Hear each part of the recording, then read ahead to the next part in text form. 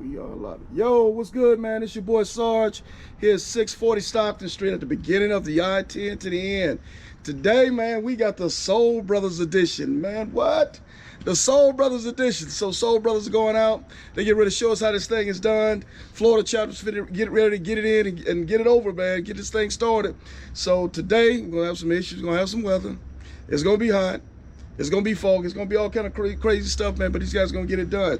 So I'm going to introduce these guys real quick, man. From my left, we're going to start off with Trey. He's going to tell you a little bit about himself. If he's riding for a mission, he's riding for a cause, whatever the case may be, and then we're just going to move it along, man. So introduce yourself, bro.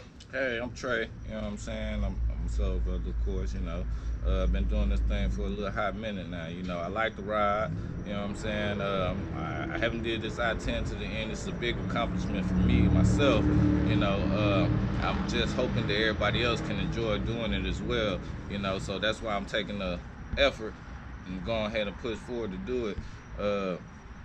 I'm not from Florida originally, but hey, you know, we ain't gonna hold that against him. We ain't gonna hold that against him. I'm gonna do what it do. You know, I'm gonna do what it do. I'm trying to make this I-10 to the end. I got more to come to you, so keep listening. That's what's up. What's up? What we got? What we got, bro? Short Dog, Florida Soul Brother. I'm doing it. The reason I'm doing it is I'm keeping it 48. That's what's happening. That's what's happening. Real ground pounding. Yes, sir. Yes, sir. So these fellas getting ready to do it, man. They're finna make it happen for us. They're leaving here 3:30 in the morning, dark as hell, man. It's crazy out here, but the fellas gonna make it. They're gonna do their thing safely, sound. So let's start off. Let's talk a little bit about this, because obviously we know we're gonna be dealing with a little bit of weather issues out here. What kind of weather apps or whatever type of stuff you use to be able to navigate weather? Do you use My Radar? My Radar. The guys use My Radar, which is something I used quite a bit because it really helps us to track weather in real time. What type of protective gear that you guys would be carrying for the rain and for the cold weather? We got gloves. We got weatherproof, rainproof gloves. We got chaps. You know, you want to make sure you have everything you need when you're going through this weather. You know, the partying all cool, but you want to have you some weather gear. Sure, you're right.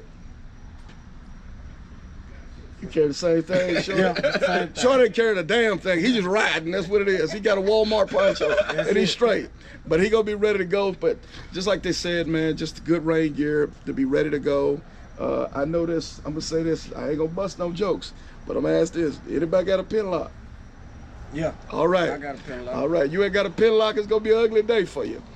So we know a couple of them got pin locks. They're good. They got good helmets, good gear. Anything else that you carry for this ride to make sure that you're ready to go? Anything that you want to talk about? Loan payments, because this shit is more expensive than I thought. So make sure your paper right. Hey, you heard it. Make sure your paper right. It'll be a long day out there on that highway, man. So I think so far some of the guys are going out. I think the gas ain't too bad going out. I didn't hear no crazy stories about hotels with expensive hotels, so they shouldn't be too bad out there until you get AZ. They just AZ on some undisciplined, crazy foolishness. But I want to talk about a little bit about the route with you guys. I know y'all gonna try to kick the first day. Y'all gonna try to get from Jacksonville to San Antonio. Am I correct? Right. Okay. Just some issues at the highway you need to take a look at. Obviously, we know Osceola Forest. The first 12 miles of Osceola Forest, deer country out there. Just need to be careful. You know, getting out of Osceola Forest. It should open up. Obviously, you guys know that quite a bit from the runs that we make to Houston, that type of stuff. So I don't think that's going to be that big of a deal. Beaumont, raggedest roads in America, other than Memphis. Memphis, you suck. I'm telling you now. But Beaumont is pretty, a lot of construction guys were telling me out there from Beaumont to Baytown, right outside of Houston. But I think from there, it looks pretty good on the route. Hadn't heard anything crazier from there. Distance. You try to do it how many days? 3. 3 days. 3 days. Count them. 1, 2, 3. They're gonna make it happen.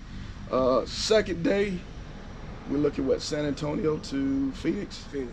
Okay, San Antonio to Phoenix. So then from Phoenix on the third day should be a nice little cruise in from Phoenix to LA.